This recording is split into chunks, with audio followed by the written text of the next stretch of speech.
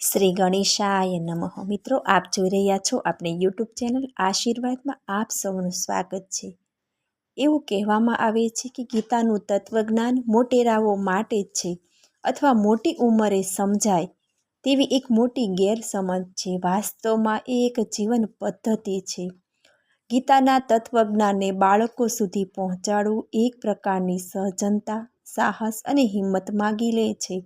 બાળકોને કોઈ પણ વાત વાર્તા સ્વરૂપે જો કહેવામાં આવે તો તે તરત સમજાઈ જાય છે. એટલું જ નહીં, પરંતુ તે સરળતાથી યાદ પણ રહી જાય છે. વાર્તા બાળક મન પર ચિરંજીવી છાપ મૂકતી જાય છે.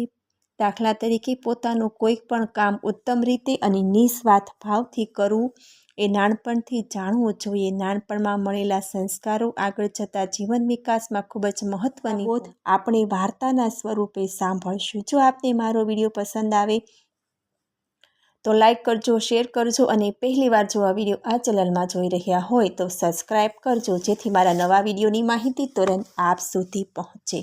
કથા 1. અર્જુને કહ્યું કે હું યુદ્ધ કરવાનું નથી. હસ્તિનાપુરમાં પાંડવો અને ધૃતરાષ્ટ્ર એમ બે ભાઈઓ રહેતા.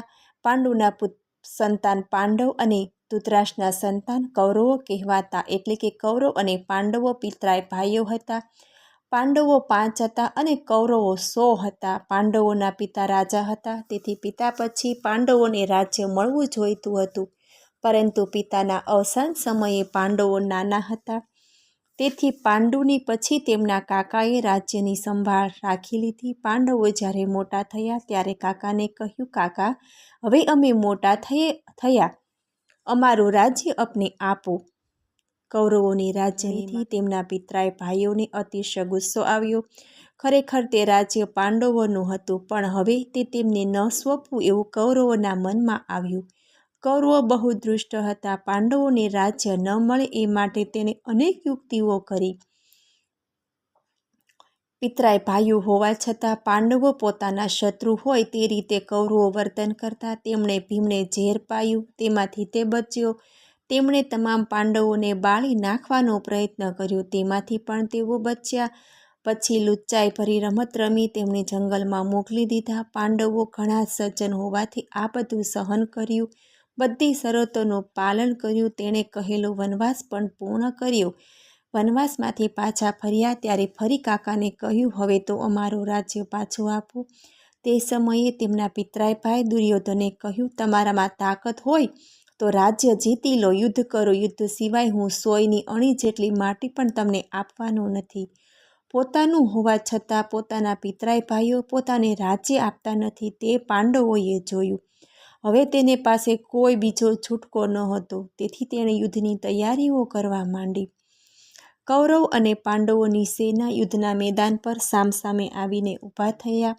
અર્જુન પાંડવોના મુખ્ય યોદ્ધા હતો. તેના સારથી કૃષ્ણ ભગવાન પોતે હતા. અર્જુને કહ્યું કે હે કૃષ્ણ, મારા રથને બંને સૈન્યની વચ્ચે લઈ જઈને ઊભો કરો. મારે કોની સાથે લડવાનું છે તે પહેલાં મને જોવા દો. શ્રી કૃષ્ણએ અર્જુનનો રથ સેનાની વચ્ચે લઈ જઈને ઊભો કર્યો. તે સમયે અર્જુનના મનમાં થયું, અરે, આ તો મારા ભાઈઓ છે. દુષ્ટ છતાં આખરે તો ભાઈઓ જ છે ને.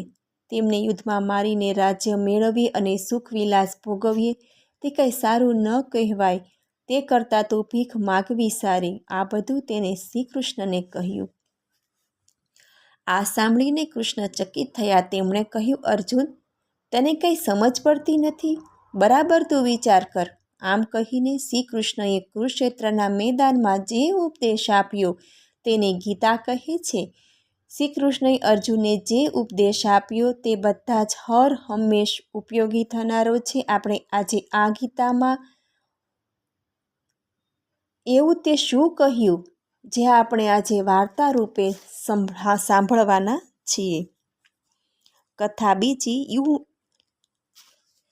શ્રી કૃષ્ણ અર્જુનને કહે છે કે યુદ્ધ તો કરવું જ પડે. એક જંગલ હતું. જંગલમાં એક ગુફા હતી. સિંહ અને સિંહણ તે ગુફામાં રહેતા હતા. તેમના 2 સુંદર બચ્ચા હતા. સિંહ સિંહણ શિકાર કરવા જતા અને બચ્ચાઓ માટે ખાવાનું લઈ આવતા. બચ્ચા ગુફામાં જ રહેતા. એકવાર એવું થયું કે સિંહણ બહાર ગયા. તેમને ઘણા સમય સુધી શિકાર મળ્યો નહીં.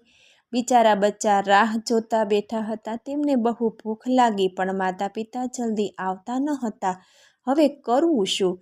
ત્યારે નાના બચ્ચાએ કહ્યું, મોટાભાઈ, આપણે શિકાર કરવા જઈએ. કંઈ ખાવા મળે છે કે કેમ તે જોઈએ.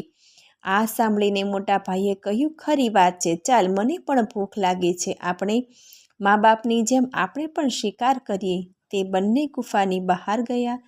ચાલ્યા. સામેથી હાથી આવ્યો. નાના બચ્ચાએ તેને કહ્યું, એ હાથી, મને ભૂખ લાગી છે, હું તને ખાઉં? હાથીએ કહ્યું, આવ પાસે આવ. નાનું બચ્ચું હાથીની પાસે ગયું. બચ્ચું પાસે જતા સાથે જ હાથીએ જોરથી પોતાની સૂંઢ વડે ફટકો માર્યો અને હસવા લાગ્યો. નાના બચ્ચાએ કહ્યું, અરે મોટા ભાઈ, નથી કરવો આપણે શિકાર, ચાલો આપણી ગુફામાં. મોટું બચ્ચું પાછું ગયું નહીં. આગળ ગયું તો તેને એક બળદ જોયો. તે બળદને મારવા દોડ્યું. બળદે તેને પોતાના શિંગડા વડે ધકેલ્યું. પછી તે આગળ જોયું.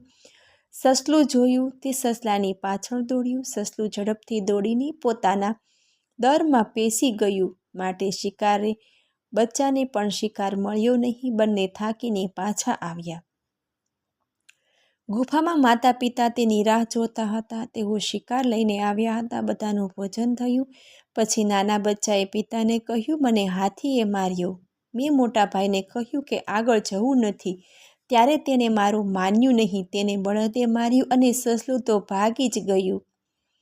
ત્યારે સિંહણે મોટા બચ્ચાને પાસે લઈને જીભથી ચાટીને વહાલ કર્યું. પિતાએ કહ્યું, અરે નાનકા, તારું વર્તન જ ખોટું છે. અરે શિકાર તો કરવો જ પડે. આપણા મોઢામાં આવીને કોઈ કોળિયો થોડું મૂકવાનું છે. અને આપણા જેવા રાજાએ ભીખ માંગવી એ સારું ન કહેવાય.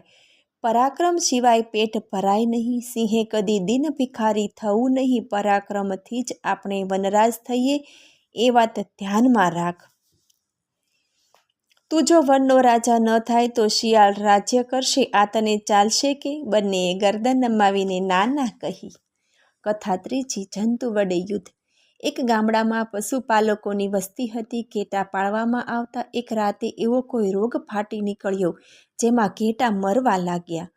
સેંકડો ઘેટાં મરી ગયા. કેટલાક બધા માણસો મરી ગયા. કોઈએ વશીકરણ કર્યું એમ કોઈને થયું, તો બીજાને થયું કે ભગવાનનો કોઈ કોપ ઉતર્યો છે. બધાએ સાથે બેસીને વિચાર કર્યો.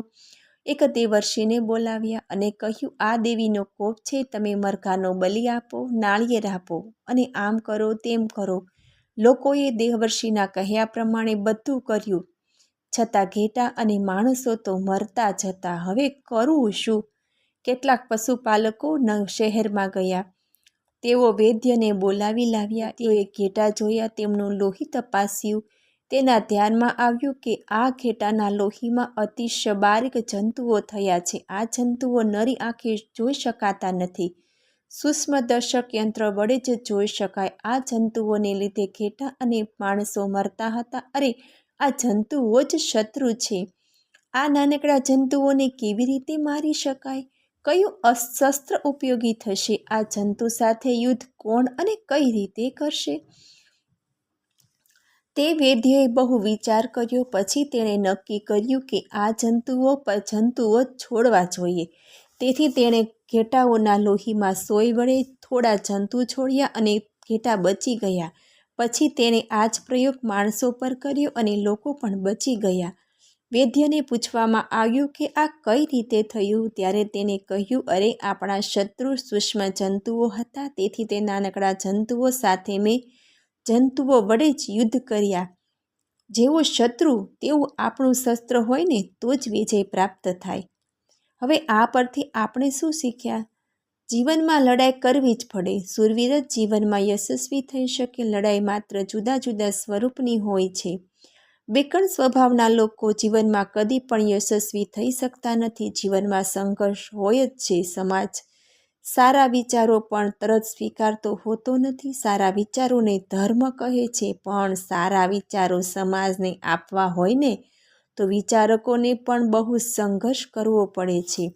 ગીતા આ જ કહે છે કે સારા વિચારો, સારો સમાજ, સારું રાજ્ય હોય ને, અને જો જોઈતું હોય તો કુરુક્ષેત્રમાં ઉતરવું જ પડે અને યુદ્ધ પણ કરવું જ પડે. અધ્યાય બીજો. સ્વધર્મ. પછી શ્રી કૃષ્ણએ અર્જુનને કહ્યું, સાંભળ, આપણું કામ આપણે જ કરવું જોઈએ. કામ કર્યા સિવાય પોતેની મેળે કંઈ બની શકે ખરું? આપણું કામ આપણે જ કરવું તેને સ્વધર્મ કહે છે. સ્વધર્મનું પાલન તારે પણ કરવું જોઈએ. સ્વધર્મનું પાલન શા માટે કરવું જોઈએ એ માટે હું એક વાર્તા કહું છું, તે તું સાંભળ. એક ચકલા અને ચકલીની જોડી એક ઘરમાં તેણે માળો બાંધ્યો. માળો નાની નાની સળીઓથી બનેલો. તેમાં પોચો પોચો કપાસ અને પીછા ફાતર્યા. પછી ચકલીએ તેમાં માળામાં ઈંડા મૂક્યા. થોડા દિવસ પછી ઈંડામાંથી ચકલા બહાર નીકળ્યા. ચકલો ચકલી તેને સાંસથી ખવડાવતા. તે નાના નાના બચ્ચાઓ ચી ચી કર્યા કરતા. બચ્ચા ધીમે ધીમે મોટા થયા. થોડા અઠવાડિયા પસાર થયા પછી તે બચ્ચાઓને નાની નાની પાંખો આવી. પછી ચકલાએ તેમને ચીંચીની ભાષામાં કહ્યું, બેટા, હવે તમને ઉડતા આવડવું જોઈએ. પછી ચકલીએ કહ્યું, ઉડ બેટા. મારા વહાલાએ પાંખો પસારી હવામાં ઝૂલવું પૂછવું. બચ્ચાએ આ ગીત સંભળાયું. તેણે પાંખો ખોલી અને ફફડાવી, જોરથી હલાવી. કેવી મજા આવી! તે ખરેખર હવામાં ફરવા લાગ્યું. તેને ખૂબ આનંદ થયો. સતત તે ચીંચી કરવા લાગ્યું. તે ઘરની ખીટી પર જઈને બેઠું. પછી પિતાએ મોટા બચ્ચાને કહ્યું કે જો નાનકો કેવો ઉડ્યો, હવે તું ઉડ જોઈએ. માએ કહ્યું, ઉડ બેટા. મારા વહાલાએ પાંખો પસારી હવામાં ઝૂલ્યું. પણ મોટું બચ્ચું પાંખો હલાવતું જ ન હતું. તે કહેવા લાગ્યું, મને ઉડતા આવડતું નથી, મને બીક લાગે છે. નાના બચ્ચાએ કહ્યું, અરે મોટા ભાઈ, બીવા જેવું કશું જ નથી. જો હું ફરી ઉડું છું. નાનું બચ્ચું આમથી તેમ ઉડવા લાગ્યું. મોટા ભાઈએ કહ્યું, માં, તું ઉડી બતાવ ને. માએ ઉડી બતાવ્યું. તે ફરી ઉડવા લાગી. નાનું બચ્ચું ઉડવા લાગ્યું. તો પણ મોટા ભાઈ હતા તેવા ને તેવા. તે જોઈને બાપે કહ્યું, અરે, ગમે તેટલું ઉડી બતાવે તો પણ તને કઈ રીતે ઉડતા આવડશે? તારી પાંખો તારે હલાવી જ પડશે. માએ કહ્યું, તું પાંખો નહીં હલાવે તો તને ઉડતા જ નહીં આવડે. અરે ભલા માણસ, તારા બદલે જુઓ હું ખાવ તો તારું પેટ ભરાશે કે? તેથી ધ્યાનમાં રાખવું જોઈએ કે દરેક માણસે પોતાનું કામ પોતે જ કરવું જોઈએ. અને ચકલાની માએ ચકલાને ધક્કો દીધો.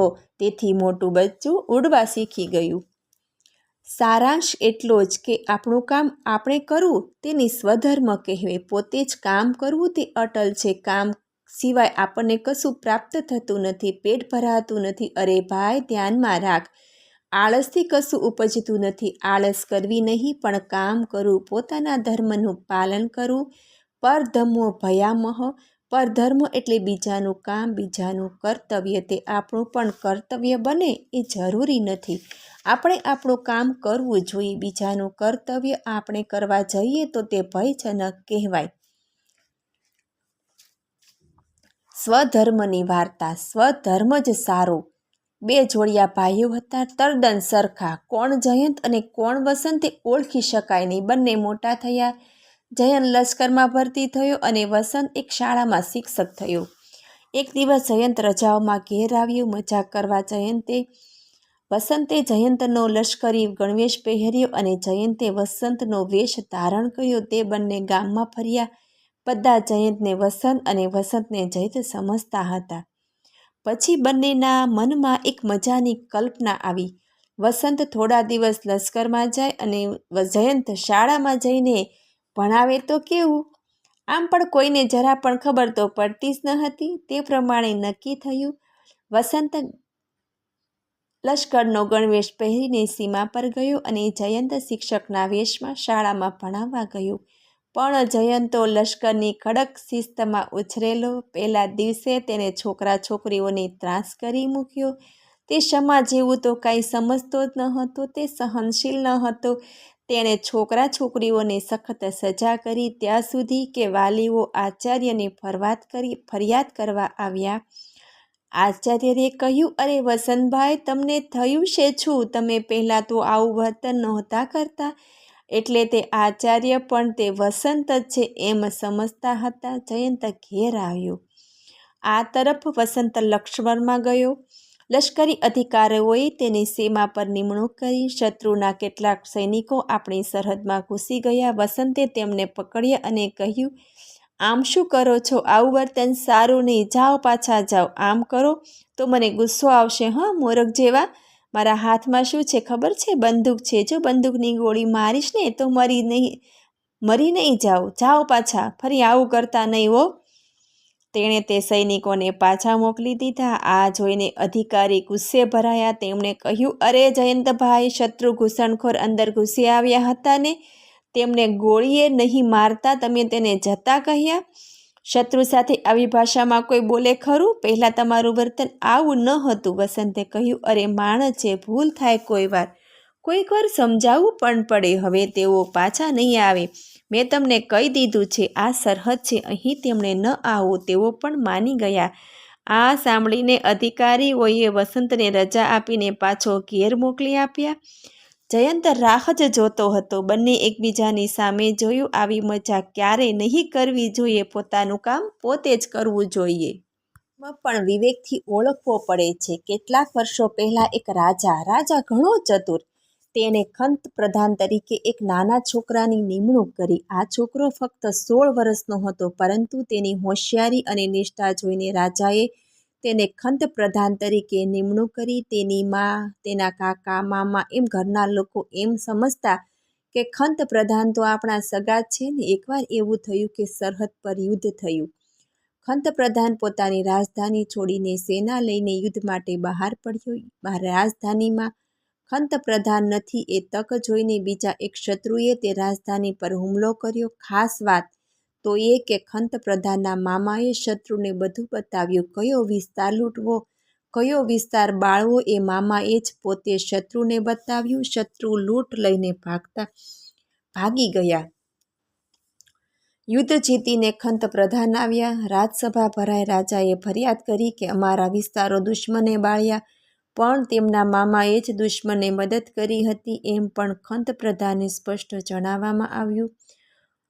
ખંત પ્રધાન મામાને રાજસભામાં બોલાવ્યા. શું થયું તેની તપાસ કરી. મામા એવા વટથી બોલતા હતા કે તું નાનો અને વળી એમાં પાછો મારો ભાણો. લોકોની ફરિયાદ તરફ તારે ધ્યાન આપવાની જરૂર નથી. ખંત પ્રધાનના ધ્યાનમાં આવ્યું કે લોકોની ફરિયાદ સાચી હતી. તેમણે ભર દરબારમાં મામાને બહુ મોટો દંડ કર્યો. ભર સભામાં તો મામા કાંઈ બોલી શક્યા નહીં. ગુસ્સાથી લાલચોળ થઈ તે દરબાર છોડી ગયા. ખંત પ્રધાનની માતા પાસે આવ્યા. ખંત પ્રધાનની માતા એટલી પોતાની બહેન. તેમણે તેને બધું કહી દીધું. ખંત પ્રધાન ઘેર આવ્યા.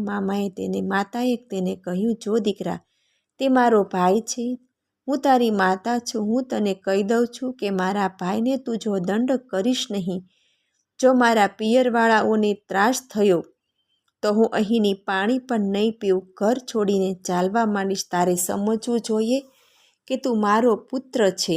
તું પુત્ર ધર્મનું પાલન કર. મારું માનીશ કે નહીં? ખંત પ્રધાને કહ્યું, માં, હું તારો દીકરો છું અને મામાનો ભાણેજ છું, એ વાત ખરી, પણ હું ખંત પ્રધાન પણ છું. દીકરાનો સ્વધર્મ જુદો અને ખંત પ્રધાનનો જુદો. રાજ્ય ચલાવવાના આવા કોઈ પણ સંબંધોને મહત્વ આપવું નહીં એમ રાજધર્મ કહે છે. હું રાજધર્મનું પાલન કરી શકું નહીં માં. ઘરમાં મારો ધર્મ અલગ અને રાજસભામાં અલગ. મારે મારો રાજધર્મ જ શ્રેષ્ઠ માનવો જોઈએ. તેણે મામાનો દંડ માફ કર્યો નહીં. તેની મા ઘર છોડીને જતી રહી. છતાં પણ આ નાનકડા ખંત પ્રધાને સ્વધર્મનું જ પાલન કર્યું. એને બતાવી આપ્યું કે એક જ વ્યક્તિનો સ્વધર્મ પણ સમયે સમયે બદલતો રહે છે. એ ધ્યાનમાં રાખવું જોઈએ. સારાંશ એટલો કે સ્વધર્મનું પાલન કરીએ ને તો જ આપણો વિકાસ થઈ જાય. આપણે સ્વધર્મનું જ પાલન કરવું જોઈએ. બીજાનો ધર્મ કદી પણ સ્વધર્મ બની શકે નહીં. તે સારો હોય તો પણ બધા માટે સારો હોઈ શકે નહીં. બીજી એક મહત્ત્વની વાત, એક જ વ્યક્તિ બે ભૂમિકા ભજવે તેમાં તે જ રાજા, તે જ પુત્ર હોય. આવા સમયે એક વ્યક્તિના અલગ અલગ ભૂમિકામાં સ્વધર્મ બદલાય. સ્વધર્મ કયો અને નિર્ણય લેવામાં કેટલીક વાર લઈ શકાતો નથી, તેથી તે વિવેકથી લેવો પડતો હોય છે. સ્વધર્મની પસંદગી વિવેકપૂર્વક કરવી પડે છે. અધ્યાય 3.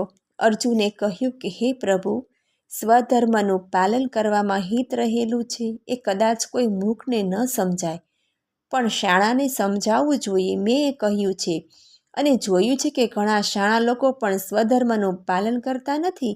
એમ શા માટે થાય છે? શ્રી કૃષ્ણએ કહ્યું, અરે શાણા માણો લોકો પણ ફસાય, કારણ ઘણા લોકો શું કરવું અને શું ન કરવું તે બુદ્ધિથી નક્કી કરતા નથી. પોતાની ઇન્દ્રિયોને જે સુખપૂર્વક લાગે તે કરે અને જે દુઃખપૂર્વક હોય તેને ટાળે છે. આનો અર્થ એ થયો કે તેમનો નિર્ણય ઇન્દ્રિયોના સુખ દુઃખ પર આધારિત છે. ઇન્દ્રિયોને દુઃખદાયક હોય તે નથી ગમતું હોતું, તેમાં તો ગુસ્સો ચડતો હોય છે. ગુસ્સો આવે તેથી તે કરવા જેવું લાગતું નથી, એટલે કે કામ કરવું કે નહીં તેનો નિર્ણય લોકો કામ ક્રોધને આધીન થઈને લેતા હોય છે, તેથી ફસાય છે. તેની એક વાર્તા છે, કામને ક્રોધને કાબૂમાં રાખવા. જીભ હોય તાબામાં, ઉત્સાહ વધે અંગ અંગમાં. સુરેખા નામની એક દીકરી વર્ગમાં તે પહેલા 3 ક્રમમાં રહેતી. ચપચપ બોલે પણ તેને કુટેવ હતી. તેને કોઈ પણ શાક ભાવે નહીં. કાચું કચુંબર તેને ન ભાવતું. ટામેટાં, મૂળા, ગાજર, બીટ આ બધા તેને ગમતા પદાર્થો ન હતા. કારેલાને તો થાળીમાં પીરસવા જ ન દે. એને રોજ રોટલી સાથે કંઈક ગળ્યા પદાર્થની જરૂર રહેતી. જો ન પીરસાય તો તે ભૂખી રહેતી. જમવાની તેવી રીતને લીધે ધીમે ધીમે તંદુરસ્તી પર અસર થવા લાગી. તેના દાંત સડવા લાગ્યા. તેની ફરિયાદો શરૂ થઈ. આંખે ચશ્મા આવ્યા. અશક્તિ વધી ગઈ. વર્ગમાં તેનો ક્રમ પાછળ ગયો, કારણ કે તેની સ્મરણ શક્તિ પણ ઘટવા લાગી. એક દિવસ શાળાનું પર્યટન હતું. સુરેખા તેમાં સામેલ થઈ. સુંદર રમ્ય એવા સ્થળ પર આ પર્યટન હતું. છોકરીઓ ત્યાં જઈને નાચવા લાગી, કૂદવા લાગી, પકડદાવ રમવા લાગી. શિક્ષિકાએ પણ પોતાની ઉંમર ભૂલી ગઈ. તે પણ ફૂદરડીઓ રમવા લાગી. પણ સુરેખા દૂર ઊભી. તેનામાં ન કશો ભાગ લીધો કે ન ઉત્સાહ જ ન હતો. ઉપરાંત તેને પોતાના ચશ્મા ફૂટી જવાની બીકથી એક ઝાડ નીચે શાંતિથી ઊભી હતી. તે ઝાડ ઉપર 2 પોપટ બેઠા હતા. તેઓ એકબીજા સાથે વાતો કરતા હતા. સુરેખાએ તેમની વાતો સાંભળ્યું. તેઓ બોલતા હતા, મીઠું, અરે આ છોકરી રમતી કેમ નથી? બીજા પોપટે જવાબ આપ્યો, અરે તેને બીક લાગે છે. પોતાના ચશ્મા ફૂટી જવાની બીક લાગે, કારણ કે હવે થઈ છે ડોશી. પહેલો પોપટ ફરીથી બોલ્યો, ડોશી ના, અરે તો 7-8 વર્ષની છોકરી છે. બીજા પોપટે કહ્યું, અરે તેથી શું થયું? જે છોકરીનું રમવાનું મન નથી, જેનામાં કોઈ ઉત્સાહ નથી, જેનું આરોગ્ય સારું નથી, તે ડોશી જ કહેવાય ને. એના ગાલ જો, બેસી ગયેલા ગાલ અને ઝીણી આંખો. ખરેખર મીઠું, આટલી અમથી છોકરી ડોશી કેવી રીતે થઈ ગઈ?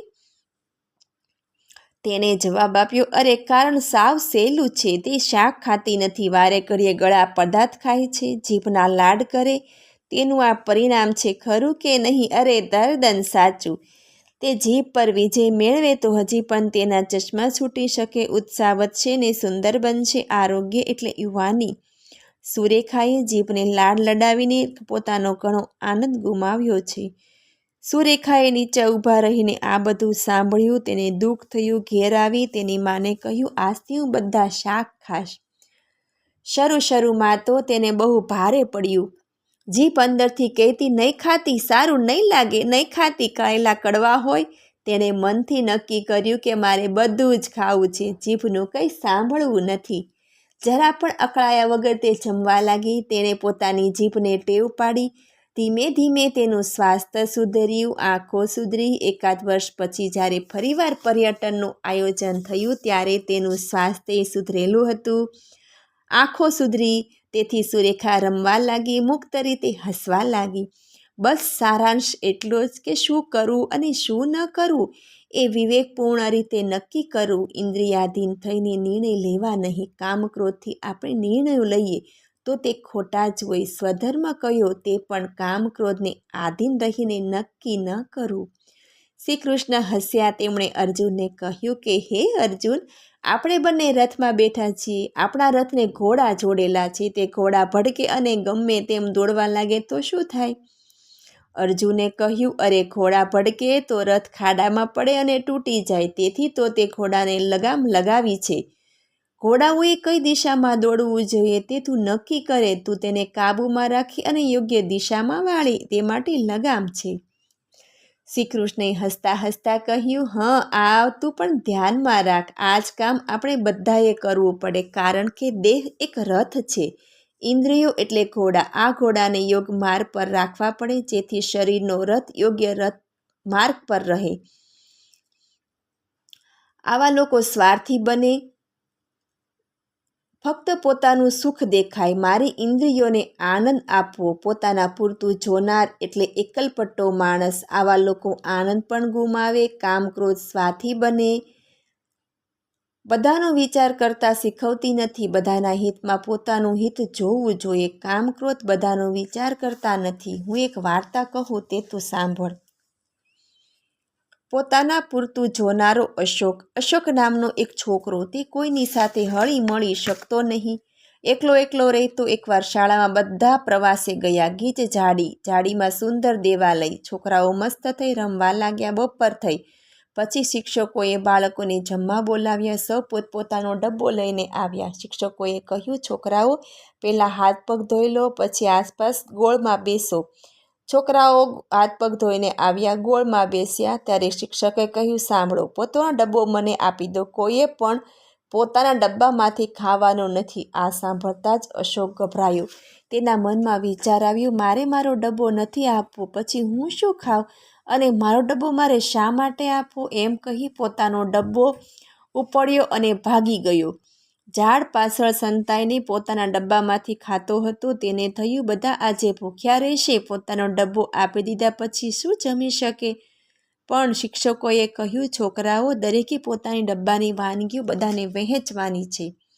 દરેકને ભાગે બધાનું થોડું થોડું ખાવાનું આવશે. બધા છોકરાઓને ખૂબ મજા આવી ગઈ, કારણ કે જે રોટલી લાવ્યા તેને પૂરી મળી, જે શીરો લાવ્યા તેને ચટણી મળી, લાડુ મળ્યા, બધાને મળ્યું. ડબ્બામાં દરેકને 2 કે 3 વસ્તુઓ લાવેલા. આ પ્રમાણે બધું ભેગું થવાથી બહુ મજા આવી ગઈ. એક છોકરાની મા બીમાર હતી, તે ડબ્બો ન લાવી શક્યો, તેને પણ પેટ ભરીને જમ્યા. અશોકને તો આવી કલ્પના જ ન હતી. તેને હતું કે બાળકો ભૂખ્યા રહેશે. પોતાનો ડબ્બો પૂરી કરી પાછો આવ્યો. છોકરાઓ કહી ગયા, ગુરુજી, અમને આ ગોપાળ કાલા ખૂબ ગમ્યો. ગુરુજીએ કહ્યું, અરે, આ ગોપાળ કાલા તો દેવોને પણ વાલો છે. તમને તેમાંથી થોડોક પણ પ્રસાદ મળે એમ ઈચ્છતા હોય. તમને ખબર છે, દેવો યમુનામાં માછલીના રૂપમાં આવતા. ગોવાળો પોતાના એઠા હાથ નદીમાં મૂકે, એમાંથી પેલા ગોપાળ કાલાનો મધુર પ્રસાદ તેમને મળશે, એટલે તેનો મધુર સ્વાદ ચાખવા એમ દેવોને પણ થતું. ગીતા કહે છે, અરે, જે પોતાના જેટલું જ અન્ન પકાવીને એકલો જ ખાતો બેસે તેને ચોર કહેવાય. કામ એટલે પોતાના પૂરતું જ જોવું તે. આજે આપણે કામને જીત્યો તે શત્રુ છે, અને જીત્યો એટલે એટલો બધો આનંદ પ્રાપ્ત થયો. અશોકે આ બધું સાંભળ્યું, તેને દુઃખ થયું. તેથી ગીતામાં શું કહ્યું છે કે યજ્ઞ કરો અને પછી જે બચે તેનું ભોજન કરો, તેને અમૃતપાન કહે છે. યજ્ઞ કરવો એટલે આહુતિ આપવી, બધાને વહેંચવું અને પછી જે બચે તે બધાએ ભેગા મળીને ખાવું, એનું નામ અમૃતપાન. તેથી આપણને આજે આ અમૃતપાનનો લાભ મળ્યો છે. મને સાંભળવા બદલ ધન્યવાદ. જો આપને મારો વિડીયો પસંદ આવે તો લાઈક કરજો, શેર કરજો, અને પહેલીવાર જો આ વિડીયો આ ચેનલમાં જોઈ રહ્યા હોય તો સબસ્ક્રાઈબ કરજો, જેથી મારા નવા વિડીયોની માહિતી તુરંત આપ સુધી પહોંચે. ધન્યવાદ. જય શ્રી કૃષ્ણ.